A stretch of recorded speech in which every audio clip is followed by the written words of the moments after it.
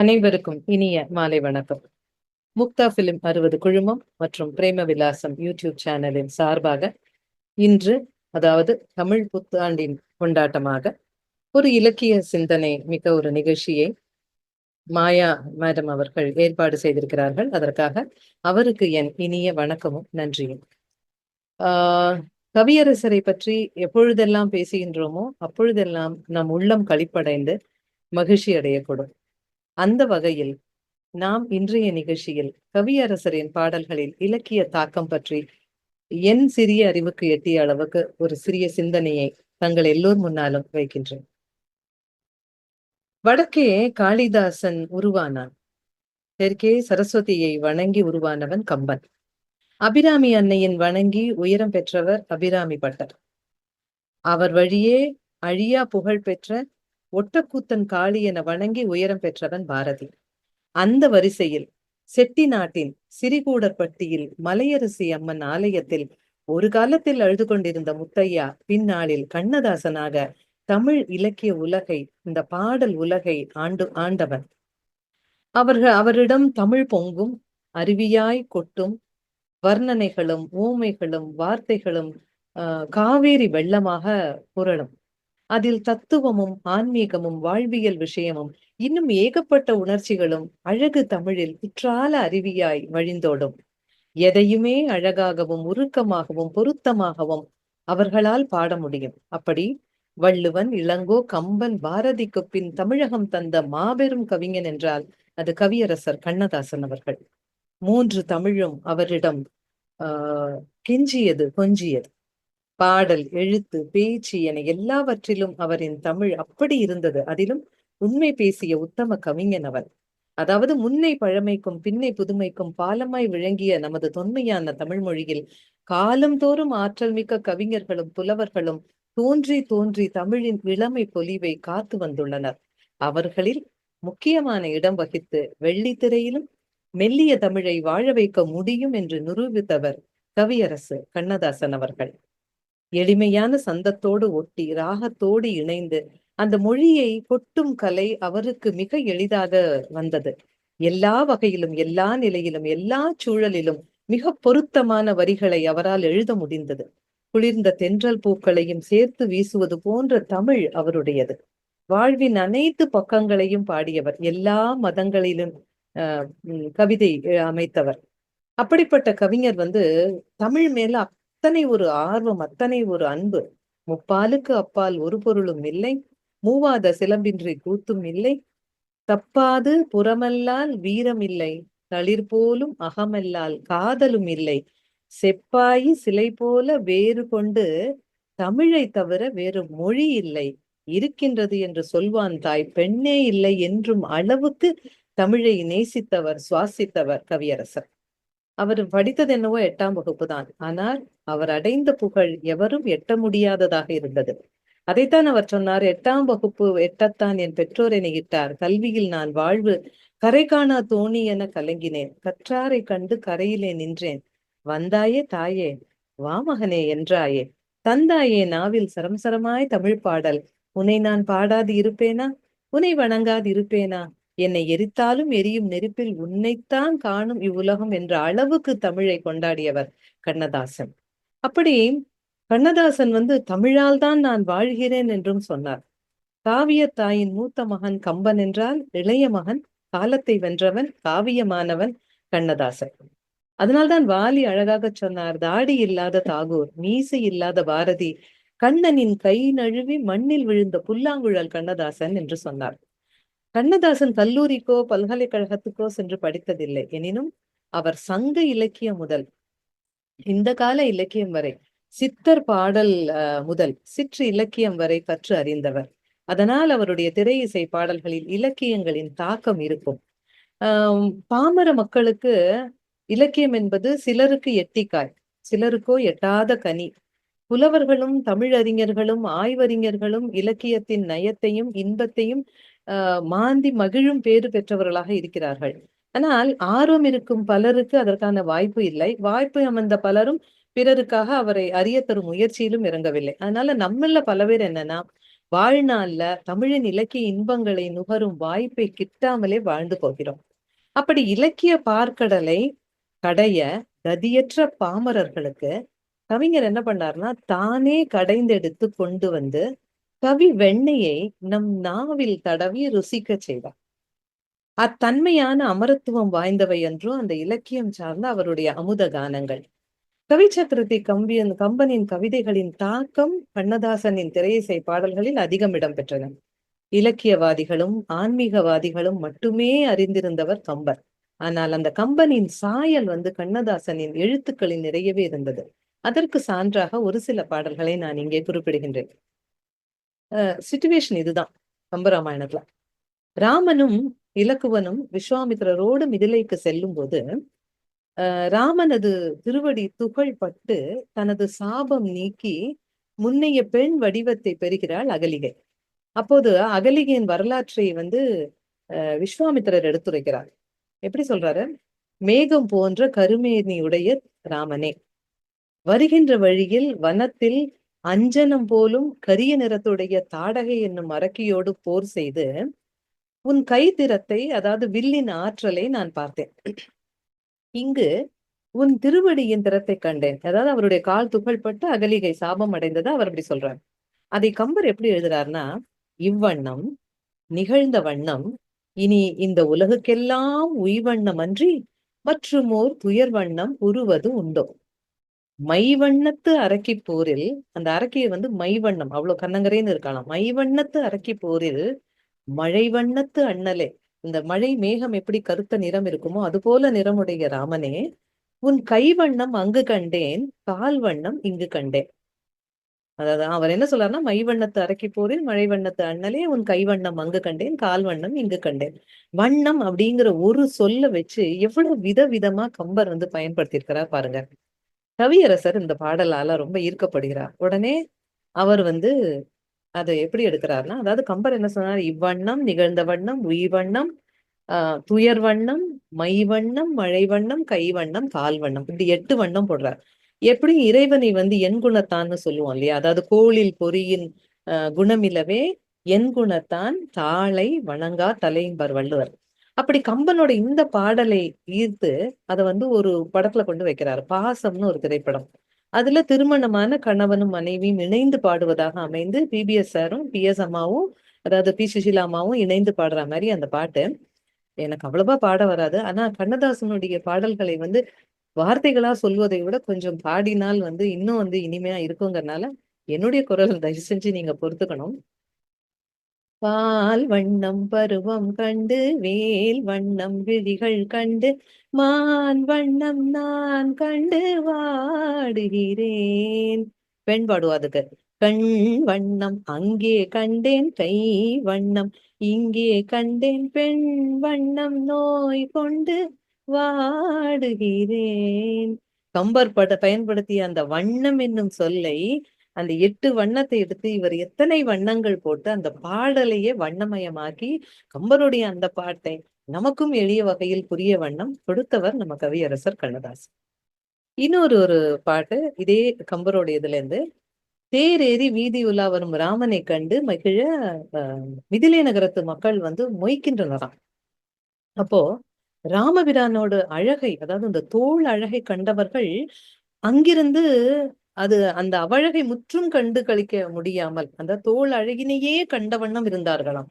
அதே மாதிரி வாழ் போன்ற கண்களுடைய மிதிலை நகர பெண்டினுடைய திருமேனி அழகினை முழுவதும் பார்த்தவர்கள் யாருமே இல்லையா. அப்படி கம்பர் எழுதுறார், தோள் கண்டார், தோளே கண்டார், தோளையே பார்த்துட்டு இருந்தாங்களாம். தொடு கழல் கமல அன்ன தாள் கண்டார். அந்த பாதம் கமலத்தை போல இருந்த அந்த பாதத்தை கண்டவர் தாளே கண்டார். தட கை கண்டாரும் அதே வாழ் கொண்ட கண்ணார் யாரோ வடிவினை முடிய கண்டார். யார் ஃபுல்லா அந்த அழக பார்த்தார்? அப்படி ஊழ் கொண்ட சமயத்து அண்ணான் உருவ கண்டாரை ஒத்தார்னு அவர் எழுதினார். இந்த படத்தை, இந்த 4 வரி இது கண்ணதாசனுக்கு ரொம்பவே பிடிச்சிருந்த வரிகள்ல ஒன்றா இருக்கலாம். அதனால இதய கமலம்னு ஒரு படத்துல ஒரு பாட்டு எழுதினார். தோள் கண்டேன், தோளே கண்டேன், தோளில் இரு கிளிகள் கண்டேன், வாழ் கண்டேன், வாளே கண்டேன், வட்டமிடும் விழிகள் கண்டேன் என்று கண்ணதாசன் பாட தூண்டுகோலாக அமைந்த இந்த 4 வரி கம்பருடையது. அந்த ராமாயணம் அந்த பகுதியிலிருந்து இவர் எடுத்திருக்காருன்னு சொல்லலாம். இன்னொரு ஒரு முக்கியமான பாடல், ராமனிடம் தசரத மன்னன் வந்து அந்த ஆணையை அந்த கைகேயி கூறிய அளவிலேயே கானகம் செல்ல புறப்படுறாரு. புறப்பட்டு காடு செல்வது அப்படின்னு அவர் சொல்லும்போது நாட்டு மக்கள் எல்லாம் ரொம்ப துயரப்படுறாங்க. கைகேயி பெற்ற வரத்தின்படி ராமனுக்கு அரசு இல்ல. அத கேட்டதும் ஆதிசேட அவதாரமான லட்சுமணனுக்கு வந்து அடக்க முடியாத கோபம் வருது. அந்த கோபத்தினால் கைகேயி, பரதன், தசரதன் எல்லோரையும் ஒழித்து விடுகிறேன்னு அவர் வந்து வில்ல எடுத்துட்டு கிளம்புறார். அப்போ அங்கே வந்த ராமன் லட்சுமணனை பார்த்து சாந்தப்படுத்துகிறார். என்ன சொல்றாரு? தம்பி, கோவப்படலாமா அப்படின்னு கேக்குறாரு. என்ன சொல்லி சாந்தப்படுத்துறாருன்னா, இப்ப மழை நீர் இருக்கு. அது வந்து சில காலம் வந்து அந்த நீர் இல்லாம இருந்தானா ஆற்றுல வந்து நீர் வற்றி போயிடும். அது வந்து ஆறோட பிழை இல்ல. அந்த ஆற்றின் குற்றம் அன்று. அதே போல என்னை காடு செல்லு அப்படின்னு சொன்னது வந்து தந்தையின் குற்றம் அன்று. காடு செல்லும்படி வரம் வாங்கியது நம்ம கைகேயி அன்னையின் குற்றமும் அன்று. இது எல்லாம் என்ன குற்றம்? எதனால வருது அப்படின்னா நம்மளுடைய ஊழ்வினையால் விளைந்ததே ஆகும். இதனை ஆராயாது நீ ஏன் இத்தனை கோவப்படுறன்னு ராமன் கேக்குறார். அத வந்து கம்பன் இப்படி எழுதுறார். நதியின் பிழை அன்று நறும்புனல் இன்மை. நதியோட குற்றம் இல்ல. ஓகே. அற்றே பதியின் பிழை என்று பயந்து நம்மை புறந்தாள் மதியின் பிழை என்று மகன் பிழை அன்று மைந்த விதியின் பிழை நீ எதற்கு என்னை வெகுண்டது என்றான். அந்த பாடல் வரும். இந்த பாடலோட கருத்தை நம்ம வந்து அப்படியே டக்குன்னு யோசிச்சா உடனே புரியாது. கொஞ்சம் கஷ்டம். அதாவது கற்றறிந்த அறிஞர்கள் இல்லாம நான் வந்து சாதாரண என்னை போன்ற ஒரு சாதாரண மனிதர்களுக்கு நான் சொல்றேன். புரியறது கஷ்டம். ஆனா கம்பரோட இந்த பாட்டை எடுத்து தியாகம்னு ஒரு படத்துல வந்து ஒரு பாட்டு எழுதுறாரு கவியரசர். அந்த படத்துல வந்து அந்த கதையோட தலைவன் வந்து அதாவது நாயகன் வந்து தன் மீது சுமத்தப்பட்ட பழிக்கு தான் காரணம் இல்லை, விதிதான் காரணம்னு வரா மாதிரியான வரிகள் அதுல வரும். அப்போ அந்த பாட்டு என்னன்னா, நல்லவர்க்கெல்லாம் சாட்சிகள் 2, ஒன்று மனசாட்சி, ஒன்று தெய்வத்தின் சாட்சியம்மா. அதிலே வரும், நம்பிக்கை வைத்து கல்லையின் பார்த்தா தெய்வத்தின் சாட்சியம்மா, அதுதான் உண்மையின் சாட்சியம்மா. அதுல வந்து இன்னும் 2 வரிகள் எப்படி வரும்னா, நதி வெள்ளம் பாய்ந்து விட்டால் நதி செய்த குற்றம் இல்லை, விதி செய்த குற்றம் அன்றி வேறு யாரம்மா. நதி வெள்ளம் காய்ந்து விட்டால் நதி செய்த குற்றம் இல்லை, விதி செய்த குற்றம் அன்றி வேறு யாதம். அதாவது நதியின் பிழை என்று நறும்புணலின்மைன்னு கம்பர் சொன்னாரு. இவர் வந்து நதி வெள்ளம் காய்ந்து விட்டால் நதி செய்த குற்றம் இல்லைன்னு நமக்கு புரியுற மாதிரி சொல்லிட்டார். விதியின் பிழை என்று இது கம்பர் சொன்னது, விதி செய்த குற்றம் அப்படின்னு கண்ணதாசன் சொன்னார். அப்போ அந்த ஒரு கருத்துக்களை எடுத்து எந்த ஒரு சிச்சுவேஷன்லயும் எவ்வளவு எளிமையா பொருத்தி நமக்கு வந்து உடனே அந்த பாடல்களை நினைவு கூறும் வண்ணம் அதை வர வச்சிருக்கிறாருன்னா அதுதான் கவியரசு கண்ணதாசனுடைய தமிழ் புலமைக்கு பெரிய சான்று. இன்னும் ஒரே ஒரு பாடல் இந்த கம்பராமாயணத்துலன்னு சொல்றேன். கடலை தாவி இலங்கைக்கு சென்ற அனுமன் அசோகவனத்துல சீதாதேவி சிறை வைக்கப்பட்டிருந்ததை பார்க்கிறாரு. எப்படியாவது இவர் சிறையில இருந்து விடுவிக்க சொல்றாரு. தாயே, நீங்க என்னோட தோல்ல ஏறி வாங்க, நான் வந்து ராமனிடம் கொண்டு உங்களை சேர்க்கிறேன் என்று கேட்கிறார். அப்ப அது சீதை என்ன சொல்றாருன்னா, அது பொருத்தமற்ற செயல் என்று விளக்கி கூறி, அது எனக்கு சரியாகாது, என் மனசுக்கு ஒத்துக்கல அப்படின்னு சொல்லிட்டு அதுக்கப்புறம் என்ன சொல்றாருன்னா, ராமபிரானுக்கு நான் சொல்ல வேண்டிய செய்தி என்ன அப்படின்னு ஹனுமன் கேட்கும்போது, நீங்க அவர் வந்து சொல்றாரு, நாங்க தனித்து இருக்கும்போது, நாங்க 2 பேரும் தனித்து இருக்கும்போது சில விஷயங்களை நாங்க பேசினோம். அதுல ஒண்ணு வந்து அவர் வந்து என்ன திருமணம் செய்து கொண்ட காலத்துல இந்த இப்பிரிவையில் இருமாதரை சிந்தையாலும் தொடேன் என்று அவர் சொன்ன அந்த வார்த்தையை வந்து நீ அவருடைய செவியில் சாற்றுக அப்படின்னு சீதாதேவி சொல்றாங்க. இந்த இந்த நயமான இந்த விஷயத்த ஒரு ஒரு ஒரு பெண் ஒரு ஆணிடம் இதை தவிர வேற எது எதிர்பார்க்க முடியும் இல்லையா? அந்த இது வந்து ஒரு காப்பிய நாயகனும் நாயகியும் பேசிய அந்த வார்த்தைகளை கொண்டு வந்து கவியரசர் வந்து வசந்த மாளிகை ஒரு பாடல்ல கொண்டு வைக்கிறார். என்ன பாட்டது? மயக்கம் என்ன இந்த மௌனம் என்ன, அந்த அந்த பாட்டுல வரும். தயக்கம் என்ன, இந்த சலனம் என்ன, அன்பு காணிக்கைதான் பண்ணேன் அப்படின்னு அந்த பாட்டு வரப்புறம், உன்னையல்லால் ஒரு பெண்ணை இனி நான் உள்ளத்தினாலும் தொடமாட்டேன். அதுக்கு அவ சொல்லுவா, என் உள்ளம் இருப்பது, உன் உள்ளம் இருப்பது என்னிடமே, அதை உயிர் போனாலும் தரமாட்டேன். அப்போ உன்னையல்லால் ஒரு பெண்ணை இனி நான் உள்ளத்தினாலும் தொடமாட்டேன், இந்த இப்பிறவியில் இரு மாதரை சிந்தையாலும் தொடமாட்டேன்னு அவர் சொன்ன அந்த வார்த்தையை கொண்டு போய் இவர் வந்து அந்த அந்த காதலியிடம் சிவாஜி கணேசன் அவர்கள் பாடுவதாக அமைந்த அந்த பாடலுக்கு வந்து கவியரசர் கொடுத்த வரிகள் இது. இது வந்து அதை சான்று எழுதியிருக்க கூடும் அப்படின்னு சொல்ல தோணுது. கவியரசரோட முக்கியமான நோக்கம் என்ன அப்படின்னா, தன்னுடைய பாடல்கள் மூலம் சங்க காலத்தில் தமிழ் இலக்கியத்தை, அதாவது நம்ம சங்க காலத்துல எவ்வளவோ இலக்கியம் இருக்கு, அத வந்து இப்ப இன்னைக்கு இந்த ராக்கெட் வேகத்துல போற இந்த அவசர சமுதாயத்துக்கு புரியணும் அப்படிங்கிற வகையில எளிமையான தமிழ்ல வழங்கணும் அப்படிங்கறதுதான் அவருடைய ஒரு முக்கியமான நோக்கமாக இருந்தது. அப்போ எப்படி இலகுவான கொடுத்தார் அப்படிங்கிறது இன்னும் சில இலக்கியங்களை நம்ம பார்த்தோமையானால் நமக்கு நன்றாக புரியும். நன்னெறின்னு ஒரு நூல், அந்த நீதி நூல்ல சிவப்பிரகாச சுவாமிகள் அப்படிங்கிறவர் வந்து ஒரு கருத்தை சொன்னார். என்ன சொன்னார்?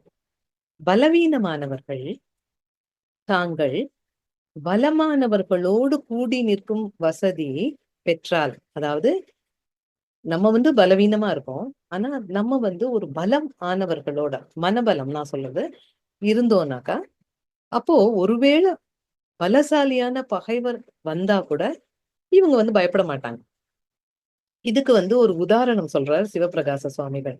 என்ன அப்படின்னாக்க, சிவபெருமான் தலையில இருக்கிற ஜடாமுடியில இருக்கிற பாம்பானது சிவபெருமான் கூட இருக்கும் தைரியத்துல அந்த பறவைகளுக்கெல்லாம் அரசனான கருடனை பார்த்து ஒருபோதும் பயப்படாது. அதாவது பொதுவா வந்து பாம்பு வந்து கருடனுக்கு பயப்படும்னு நம்ம சொல்லுவோம்.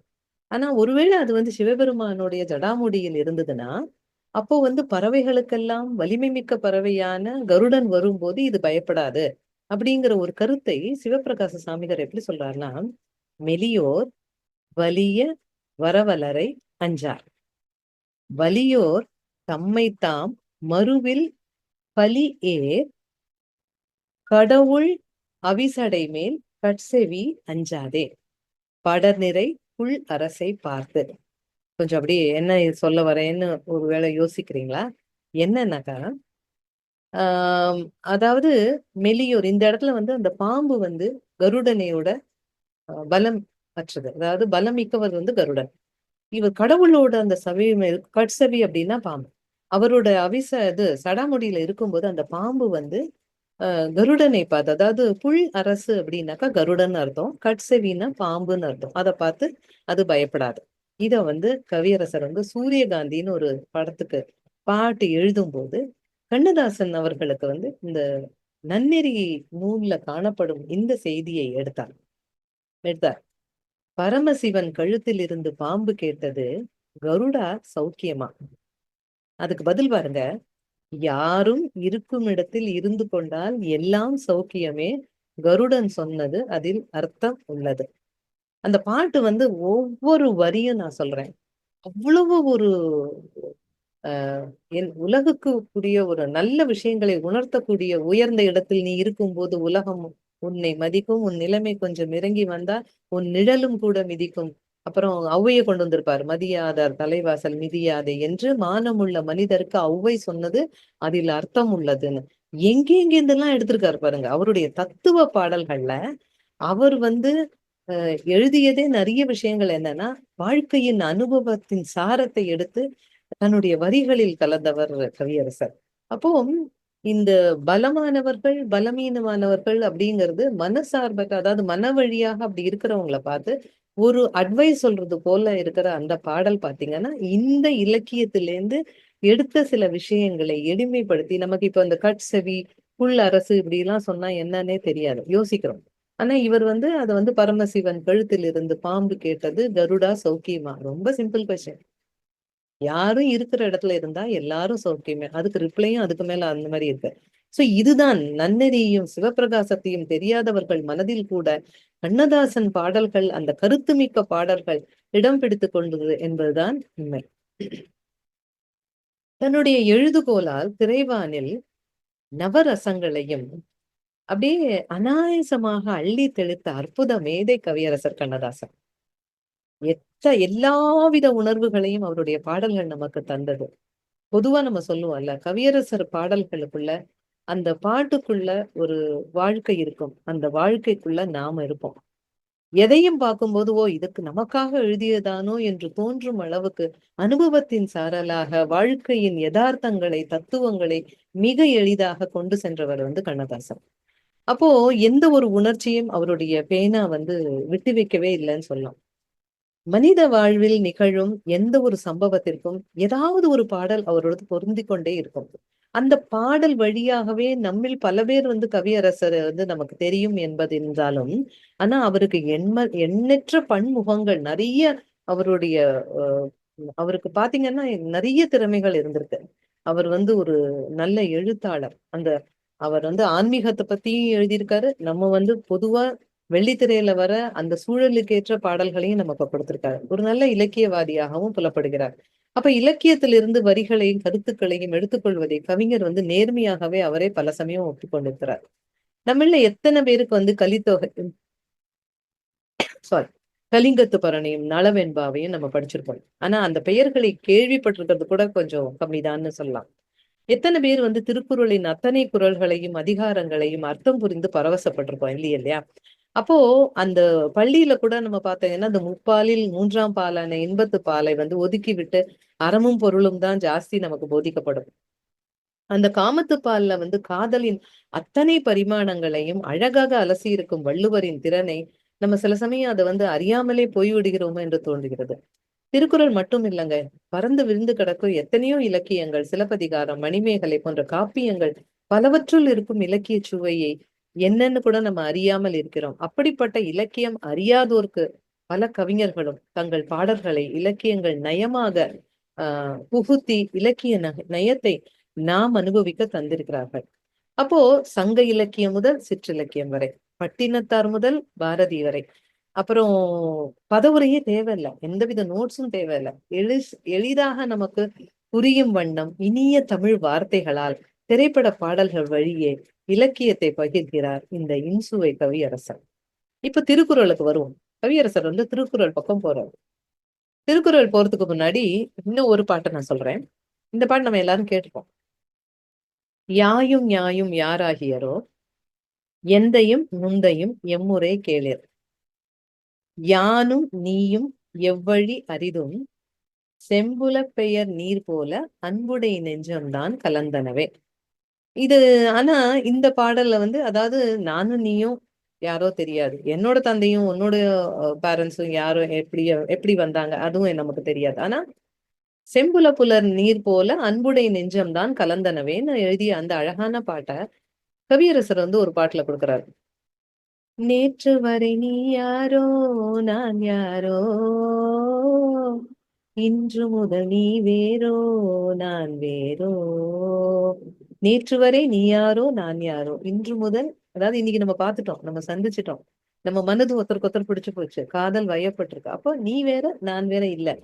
நம்ம பார்க்கும் வரை நீ எங்கேயோ நான் எங்கேயோ, அதாவது காணும் வரை நீ அங்கே நான் எங்கே, கண்டவுடன் நீ இங்கே நான் அங்கே. வார்த்தையை பாருங்க, பாக்குறதுக்கு முன்னாடி நீ எங்கேயோ இருந்தா நான் எங்கேயோ இருந்தேன். ஆனா நம்ம பார்த்துட்டோம், நம்ம மனசு ஒருத்தர புரிஞ்சுட்டு ரெண்டு பேருக்கும் ஒரு அன்பு உருவாயிருக்கு. அப்படிங்கும்போது நீ எங்கேயோ நான் அங்கே, அதுதான் அவர் எழுதினார்.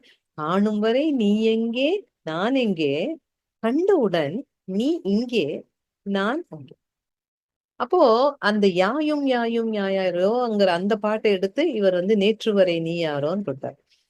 இப்போ இன்னொன்னு வள்ளுவர் சொன்னது யான் நோக்கும் காலை நிலம் நோக்கும் நோக்காக்கால் தான் நோக்கி மெல்ல நகும். இது எல்லாருக்குமே தெரிஞ்ச ஒரு குறள் தான். அதாவது நான் உன்னை பார்க்கும்போது நீ நிலத்தை பார்ப்ப, நான் உன்னை பார்க்கலன்னா நீ என்ன பார்ப்ப அப்படின்னு மெல்ல பார்த்துட்டு ஒரு சின்ன ஒரு நாணம் இல்ல ஒரு சின்ன மெல்லிய புன்னகை இருக்கும் அப்படிங்கிற மாதிரி ஒரு ஒரு குறள்ல ஒரு வள்ளுவன் கொடுத்த அந்த குறள்ல கவிஞர் எப்படி தெரியுமா சொன்னார்? உன்னை நான் பார்க்கும்போது மண்ணை நீ பார்க்கின்றாயே. உன்னை நான் பார்க்கும்போது மண்ணை நீ பார்க்கின்றாயே. விண்ணை நான் பார்க்கும்போது என்னை நீ பார்க்கின்றாயே. நேரிலே பார்த்தால் என்ன? அந்த அந்த கொஸ்டின் ஒண்ணு அவ்வளவு அழகா வருங்க. நான் உன்னை பார்க்கும்போது நீ மண்ணை பாக்குற, நான் மேல பார்க்கும்போது நீ என்ன பாக்குற, நேர்ல பார்த்தா என்ன? நிலவென்ன தேஞ்சா போயிடும், புன்னகை புரிந்தால் என்ன, பூமுகம் சிவந்தா போயிடும்னு கவியரசர் வந்து தொடருவாரு. இப்படி ரொம்ப சிம்பிளா ஒரு ஒரு எளிய அது அந்த முதல் வரியை உன்னை நான் பார்க்கும் போதே நமக்கு கடகடகடன் மத்த லைன்ஸ் எல்லாம் நமக்கு வந்துடும். இதுதான் கவியரசர். இலக்கியத்தை எடுத்து ஒரு ஒரு சாரமாக நமக்கு பிழிந்து அழகாக கொண்டு கொடுத்திருக்காரு. இன்னொரு வந்து ஒரு குறள் இருக்கு. இரு நோக்கு இவளுன் கண் உள்ளது, ஒரு நோக்கு நோய், நோக்கொன்ற நோய்க்கு மருந்துன்னு எழுதிப்பாரு. அதாவது ரெண்டு கண்ணுல ஒரு கண்ணுதான் வந்து நோய்க்கே காரணம், இன்னொன்னு வந்து அதுக்கு மருந்து.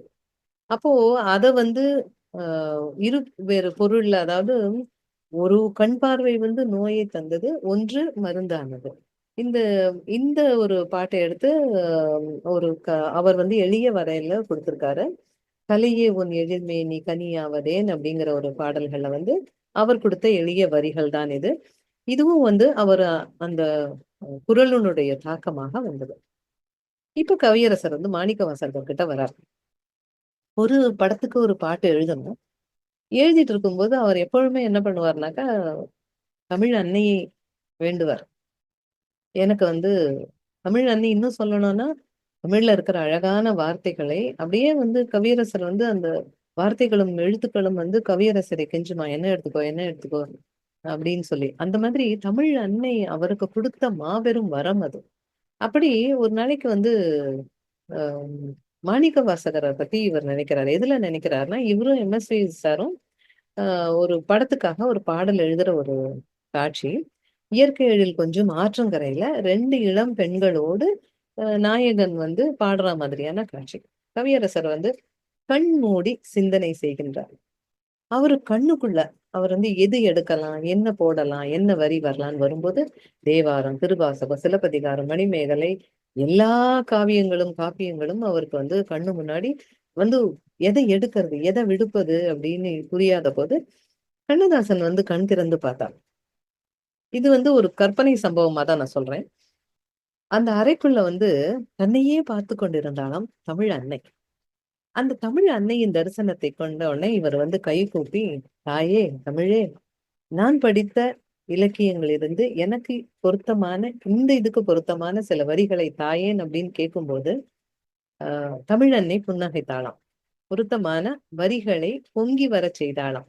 எங்க? கண்ணதாசனுடைய உள்ளத்துல. அப்போ மாணிக்க வாசகர் இவருக்கு ஞாபகம் வரார். என்ன ஞாபகம் வருதுன்னா, மாணிக்க வாசகர் வீதியில நடந்து போய் கொண்டு இருக்கிறாரு. அந்த நிழல்கள்லையும் முற்றங்கள்லையும் என்னன்னாக்கா ஊஞ்சல்களில் அமர்ந்தவாறும் நின்று கொண்டும் பெண்கள் வந்து பாடிக்கொண்டிருந்தார்களாம். அங்கே சில மங்கையர் வந்து வண்ண கோலப்பொடி போட்டு அவங்க கோலம் போட்டுட்டு இருந்தாங்களாம். இப்படி தாள லயத்தோடு உலக்கையை இடிக்கும் அவர்கள் பாடும் பாட்டு ஒண்ணு வந்து மாணிக்கவாசகர் கொடுத்ததா. முத்தணி கொங்கைகள் ஆட ஆட, மொய்குழல் வண்டினம் ஆட ஆட, சித்தம் சிவனோடும் ஆட ஆட, செங்கையர் கண்பணி ஆட ஆட, பித்தம் பிரானோடும் ஆட ஆட, பிறவி பிறரோடும் ஆட ஆட, அத்தன் கருணையோடு ஆட ஆட, ஆடற் பொற்சுண்ணம் இடித்து நாமே அப்படின்னு மாணிக்க வாசகர் எழுதிய அந்த அழகான வரிகள் எவ்வளவு அழகா, தேனினும் இனிய அந்த தித்திக்கும் தமிழை எடுத்து தனக்கு தந்த தமிழ் அன்னையை நோக்கி இருக்கரம் கூப்பி வணங்கி கண்ணதாசன் வந்து எம்எஸ்வி ஐயா பார்த்து சொன்னாராம், விசு இது சரியா இருக்குமா பாரு அப்படின்னு. அப்ப என்ன சொல்றாருன்னா, கட்டோடு குழலாட ஆட ஆட, கண்ணென்ற மீனாட ஆட ஆட, கொத்தோடு நகையாட ஆட ஆட, கொண்டாடும் மயிலே நீயாடு அந்த அந்த மியூசிக், அந்த சந்தம் அதெல்லாம் பாத்தீங்கன்னா நிஜமாவே அப்படியே அவங்க ஆடுற மாதிரியே ஆன ஒரு பாட்டு. அப்புறம் பாவாடை காற்றோடு ஆட ஆட பருவங்கள் பந்தாட ஆட ஆட காலோடு கால் பின்னி ஆட ஆட கள்ளுண்ட வண்டாக நீ ஆடு. அப்படி பொங்கி வர பூரிப்புல ஆஹ் கண்ணதாசன் ஐயாவை வந்து நம்ம மெல்லிசை மன்னர் வந்து கட்டினாராம். இந்த பாடல் வந்து இவ்வளவு அழகா வந்திருக்குன்னு சொல்லி அதை பார்த்து கொண்டே தமிழ் எண்ணெய் வந்து அப்படியே ரொம்ப ஒரு ஆனந்தப்பட்டதாக ஒரு கற்பனை ஒரு காட்சின்னு வச்சுங்களேன். இப்படி எல்லாம் வந்து கவியரசர் வந்து இங்கெங்கெந்தெல்லாமா எடுத்து அதை வந்து அந்த சந்தத்தோடும் அந்த ஒலியோடும் அந்த நயத்தோடும் அந்த அந்த காட்சிக்கு பொருத்தத்தாகவும் இதை எல்லாம் கொடுத்தவர் தான் நம்ம கவியரசர். அடுத்தது வந்து கலித்தொகை. கலித்தொகையில புலவர் பெருங்கடைம்போர் ஒருத்தர் வந்து பாடிய பாடல். இந்த பாட்டோட அர்த்தம் இதான். தனக்கு பிடித்தவனோடு பெண் வந்து ஊரை விட்டு போறா. அந்த பழக்கத்தை அன்று வந்து உடன்போக்கு அப்படின்னு சொல்லுவாங்களாம். இப்ப நம்ம வந்து அதை ஒரு இதா சொல்றோம், ஓடி போறது அப்படின்னு சொல்றோம். ஆனா அந்த பெண்ணை தேடிக்கொண்டு அவளுடைய தாய் வந்து எதிர்த்தாப்புல வரவங்களை எல்லாம் கேக்குறாங்களா, இந்த வழியே என் மகள் வந்து ஒரு ஆடவனோடு போனதை பார்த்தீர்களா அப்படின்னு அவங்க அம்மா வந்து கேக்குறாங்களாம். அப்போ அவருக்கு அவங்களை நிறுத்தி அறிவுரை சொல்வது போல வந்த ஒரு பாடல். அந்த பாடல் வந்து அந்த தாய்க்கு ஓகே, பல ஒரு நறுஞ்சாந்தம் படுப்பவர்க்கு அல்லதை மலையுளே பிறப்பினும் மலைக்கு அவைதான் என் செய்யும் நினையுங்கால் நும்மகள் நுமக்கும் ஆங்கு அணையலே சீர்கெழு வெண்முத்தம் அணிபவர்க்கு அல்லதை நீருளே பிறப்பினும் நீர்க்கும் அவைதாம் என் செய்யும் தேரும் கால் நும்மகள் நுமக்கும் ஆங்கு அணையலே ஏழ்புணர் இன்னிசை முரல்பவர்க்கு அல்லதை யாழுளே பிறப்பினும் யாழுக்கு அவைதான் என்ன செய்யும். டக்குன்னு புரிஞ்சது வந்து என்னன்னாக்கா மகள் யாழ் இதெல்லாம் தான் நமக்கு வந்து புரிஞ்சது. இதாவது மலையில் உள்ள அதோட அர்த்தம் என்னன்னா, மலையில் உள்ள காட்டிலிருந்து புறப்படும் சந்தனத்தோட அந்த அந்த சந்தனத்துல வந்து பூசுவர்க்கு இல்லாமல் மலைக்கு என்ன பயன், இது ஒண்ணு. ரெண்டாவது, கடலிலிருந்து கிடைக்கும் முத்தை அணிபவர்க்கு அல்லாமல் கடலுக்கு என்ன பயன்.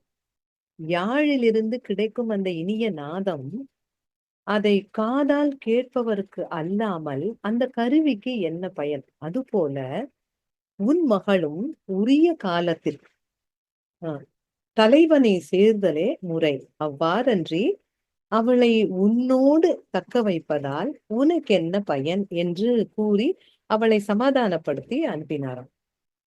இந்த கருத்து இதை எடுத்து ஒரு அற்புதமான ஒரு வாழ்வியல் தத்துவம் கொண்டு வரார் கவியரசர். எங்க அந்த சிவகாமி மகனிடம் செய்தி சொல்லடி என்னை சேரும் நாள் பார்க்க சொல்லடி. அதுல வந்து வர வரிகள் வந்து மலையின் சந்தனம் மார்பின் சொந்தம், மங்கையின் இதயமோ காளையின் சொந்தம், நிலையில் மாறினால் நினைவும் மாறுமோ, நெஞ்சம் நெருங்கினால் வேதங்கள் தோன்றுமோ, காலம் மாறினால் காதலும் மாறுமா. அப்ப மலையின் சந்தனம் மார்பின் சொந்தம், மங்கையின் இதயமோ காளையின் சொந்தம். இதுதான் அவர் வந்து அங்கேருந்து எடுத்து நமக்கு கொடுத்த ஒரு வரி. அது வந்து ரொம்ப ஈஸியா அவர் வந்து நமக்கு இந்த பாட்டுல கொடுத்திருக்காரு. அடுத்தது வந்து விவேக சிந்தாமணியோட 19வது பாடலுக்கு நம்ம போறோம். எனக்கு ரொம்ப பிடிச்ச பாடல்கள் இது. இது வந்து 2-3 பாடல்கள் வந்து ஓமை சொல்றாங்க. அது ஐ திங்க் எல்லாமே பொருத்தமா இருக்கும்னு நினைக்கிறேன். அந்த ஆய்வுக்குரிய என் திறன் எனக்கு இல்லை. இருந்தாலும் நான் படித்ததை கேட்டதை நான் உங்கள்கிட்ட சொல்றேன். இந்த பாடலை பத்தி அவர் என்ன சொல்றாருனாக்கா, பாடலோட சிச்சுவேஷன் இதான். அதாவது விவேக சிந்தாமணியோட 19வது பாடல், இந்த இலக்கியத்துல இருந்து எடுத்த இந்த பாடலோட சிந்தனை இதுதான். என்னன்னா, ஒரு அழகிய ஒரு பூஞ்சோலை, அதாவது ஒரு கார்டன், அருகில சில மரங்கள், பக்கத்துல ஒரு அழகிய பொய்கை, ஒரு நல்ல நீர் நிலை இருக்கக்கூடிய ஒரு பயங்கர மாலை நேரம். அப்புறம் அந்த பூஞ்சோலையை சுற்றி ஒரு பொண்ணு வரா, ஒரு அழகான பொண்ணு. நம்ம கவிஞர்கள் எல்லாமே பொண்ணுடைய முகத்தை வந்து நிலவுக்கு ஒத்துதான் அதை வந்து சொல்லுவாங்க இல்லையா, நிலவு தாமரை இப்படியெல்லாம். நிலவாய் அவளுடைய முகம் வந்து ஒளிர்ந்து கொண்டிருந்ததாம். அப்படி ஒரு பேரழகு பெண் ஒருத்தி. அந்த பூஞ்சோலையில நிறைய என்ன இருக்குன்னா வண்டு, அதாவது அந்த பூஞ்சோலைங்கிறதுனால நிறைய பூக்கள் இருக்கும். அப்ப அதுல இருந்து நிறைய தேன் குடித்த வண்டுல வந்து ஒரு கருவண்டு பாக்குறதுக்கு நாவல் பழம் மாதிரி, அது வந்து உள்ள தன்னுடைய இதெல்லாம் சுருக்கினா அப்படி நாவல் பழம் மாதிரி இருக்கும். அந்த கருவண்டு வந்து நாவல் மரத்தடியில அசைவின்றி அப்படியே கடந்துதான். இந்த பொண்ணு பூஞ்சோலைய சுற்றி வரா. வந்த உடனே அந்த நாவல் பழம் கிடைக்கேன்னு எடுத்து கையில இப்படி வைக்கிறான், இப்படி வச்சுக்கிறான். அந்த அதை எடுத்து இப்படி வைக்கிறா. அவ வைக்கவும் அந்த அதை எடுத்து இப்படி பார்க்கவும் முயற் பண்ணும்போது அந்த கையில எடுத்ததுனால அந்த வண்டு என்ன ஆகுதுன்னா டக்குன்னு முழிச்சிருது. அது வரைக்கும் மயங்கி கிடந்த அந்த வண்டு வந்து டக்குன்னு முழிச்சு பார்த்துட்டு, அது முழிச்ச உடனே இவளுடைய முகம் தான் அதுக்கு கண்ணு தெரிஞ்சுதான். என்ன கற்பனை பாருங்க கவிஞரோட. கண்ணுக்கு அந்த முகம் தெரிந்த உடனே அது நினைச்சிருதான், ஐயோ நிலவு வந்துடுச்சே அப்படின்னு அதுக்கு தோணிதான். அதுக்கப்புறம் அது அவள் இருக்கிற அவளுடைய கைய வந்து அந்த வண்டு வந்து தாமரை பூன்னு நினைச்சுதான். தாமரையில நம்ம உட்கார்ந்துருக்கோம், நிலவு வந்துடுச்சு, அப்போ தாமரை மூடிடும். நிலவு வந்ததுன்னா தாமரையும் உங்களுக்கு அந்தி நேரம் ஆயிடும், மூடிடும் அர்த்தம் இல்லையா? உடனே என்ன பண்ணித்தான் டக்குன்னு அப்படியே எடுத்து பறந்து போயிடுச்சு. இவ்வளவு இது இரவு வந்துடுச்சே, நிலவை பார்த்ததும் தாமரை மூடிக்குமே அப்படின்னு பயந்து அதை மூடி அந்த பறந்த உடனேயே அது வரைக்கும் அத ஒரு நாவல் பழம்னு நினைச்ச அந்த பேரழகி அதிர்ச்சிக்குள்ளானாலாம். என்னது, நாவல் பழம் எங்கேயாவது பறக்குமா? பறந்தது பழமா இல்லை வண்டா, என்ன புதுமை இது என்ற வியப்பில் ஆழ்ந்தாளாம் அந்த கன்னி.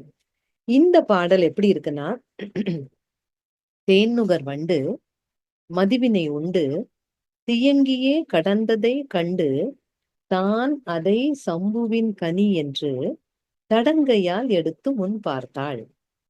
வானொரு மதியும் வந்ததென்றெண்ணி மலர்கரம் குவியும் என்று அஞ்சி போனது வண்டோ பறந்தது பழம்தானோ புதுமையோ இது என புகன்றாள் என்று அந்த கவிஞர் அந்த விவேக சிந்தாமணியில எழுதியிருக்கார்.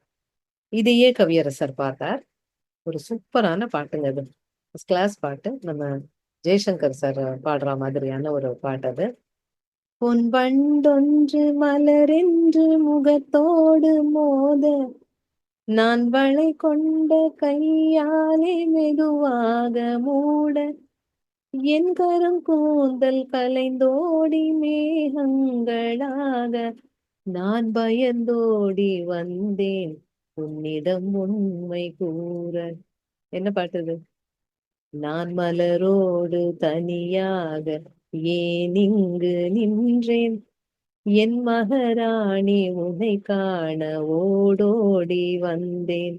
வல்லவர்கள் படத்திலிருந்து 1966ஆம் ஆண்டு வேதா அவர்கள் இசையில் உருவான அந்த அற்புதமான பாடல பொன் வண்டென்று மலர் என்று முகத்தோடு மோத அப்படிங்கிற அந்த வரிகள் வந்து இந்த பாட்டுல இருந்து எடுத்ததாகவும், இதே இதே சிச்சுவேஷனுக்கு இன்னொரு பாட்டையும் சொல்வதுண்டு.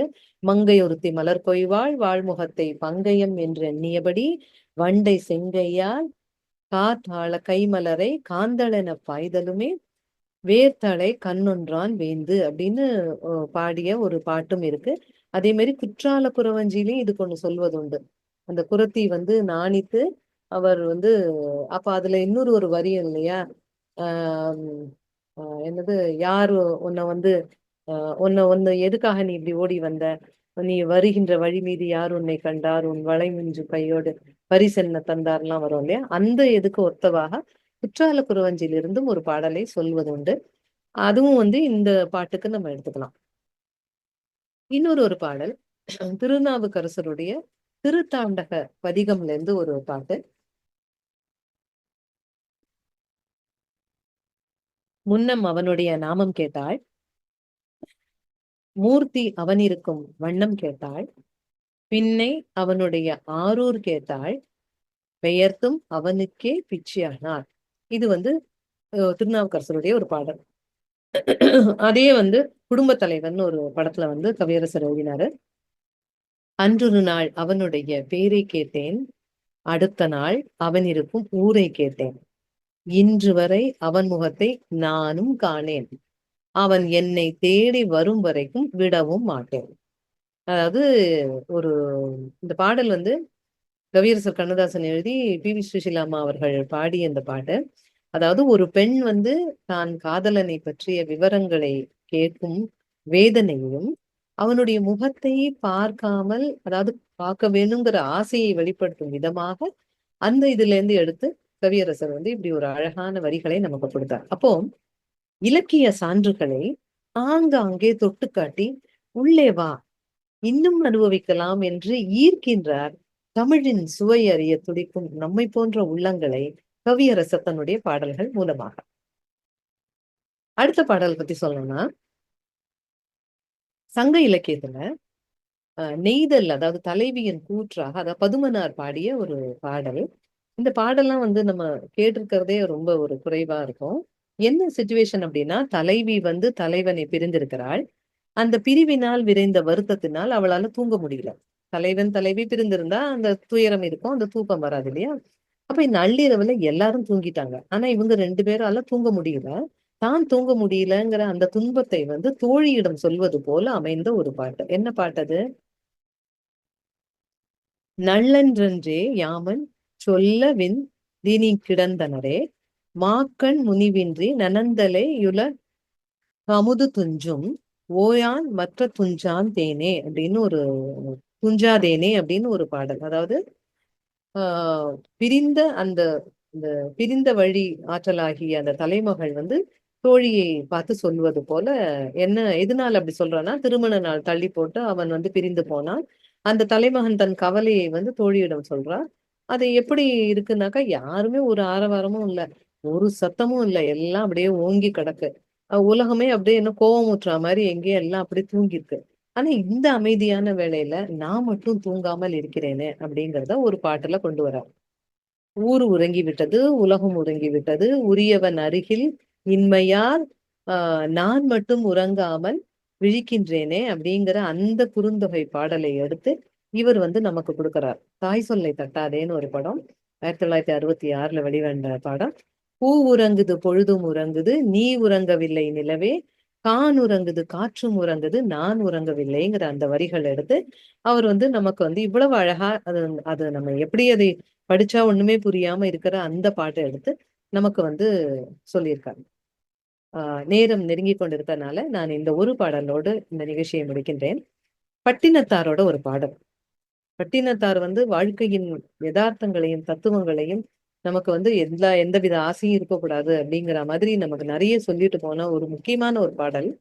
அத்தமும் வாழ்வும் அகத்து மட்டை, விழி அம்பு ஒழுகிய மெத்திய மாதரும் வீதி மட்டை, விம்மி விம்மி இரு கைத்தலம் மேல் வைத்தழும் மைந்தரும் சுடுகாடு மட்டை, பற்றி தொடரும் இருவினை பாவம் புண்ணிய பாவமே என்று எழுதியிருப்பாங்க. என்ன கருத்து இது? செல்வம் உறவும் வருவது வந்து வீடு வரைக்கும் தான். கதறி அழற மனைவி வருவதும் வந்து வீதி வரைக்கும் தான். அதாவது ஒருவர் மரணம் உற்றார்னாக்கா அவனுடைய செல்வமும் உறவும் வீடு வரைக்கும் தான் வரும். கதறி அழற மனைவி வந்து ஜாஸ்தி வீதி வரைக்கும் வருவான். அடித்து கொண்டு அழும், அதாவது தலைமையில கையை வச்சு அடித்து கொண்டு அழும் பிள்ளையும் வந்து சுடுகாடு வரைக்கும் தான் விழும். ஆனால் கடைசி வரை கூட வருவது என்னது? அவரவர் செய்த புண்ணியமும் பாவமும் மட்டும்தான். இது பட்டினத்தார் எழுதியிருக்காரு. இத வந்து நம்ம தனியா இது படிச்சு பார்த்தோம்னா நமக்கு புரியாது. புரியறது கொஞ்சம் கஷ்டம். ஆனா கவியரசர் அதை பார்த்தார். பாதகாணிக்கைங்கிற படத்துல வந்து எடுத்தார். வீடு வரை உறவு, வீதி வரை மனைவி, காடு வரை பிள்ளை, கடைசி வரை யாரோ அப்படின்னு.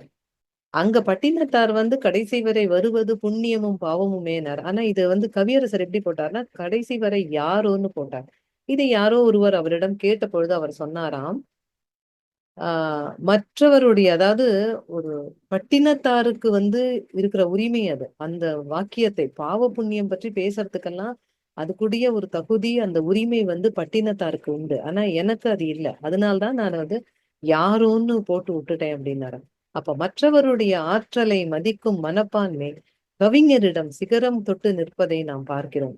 பட்டினத்தாரோட அந்த எளிய கருத்தை, அந்த உண்மையை, அந்த வாழ்வியல் தத்துவத்தை அதை பட்டி தொட்டியெல்லாம் ஒலிக்க செய்த கவிஞரின் ஆற்றலை என்னவென்று சொல்லுவது? கவியரசர் இன்னும் எத்தனையோ பாடல்களை சொல்லிக்கொண்டே போகலாம்.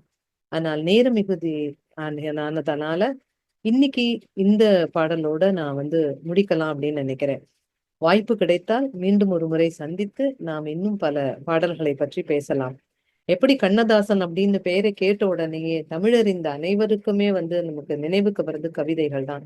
அந்த கவிதைகளில் முக்கியமாக அழகிய தமிழ் மொழியின் அந்த அமுத மொழியின் அந்த சாரத்தை, அந்த இலக்கிய நயத்தை, அந்த இலக்கிய இன்பத்தை, அந்த இலக்கண சுவையை எல்லாவற்றையும் எளிய எங்கேயோ ஒரு கோடியில இருக்கிற ஒரு தமிழனுக்கும் ஒரு பாமரனுக்கும் புரிய வேண்டும் என்ற அந்த தமிழ் சுவையை பெறுவதற்கான அந்த வாய்ப்பை கவியரசர் ஏற்படுத்தி கொடுத்து அவருடைய பாடல்கள் மூலம் எங்கெல்லாம் நல்ல கருத்துக்களை இலக்கியத்திலிருந்து எடுக்க முடியுமோ அதையெல்லாம் எடுத்து நமக்காக விருந்து படைத்தவர் கவியரசர் கண்ணதாசன்.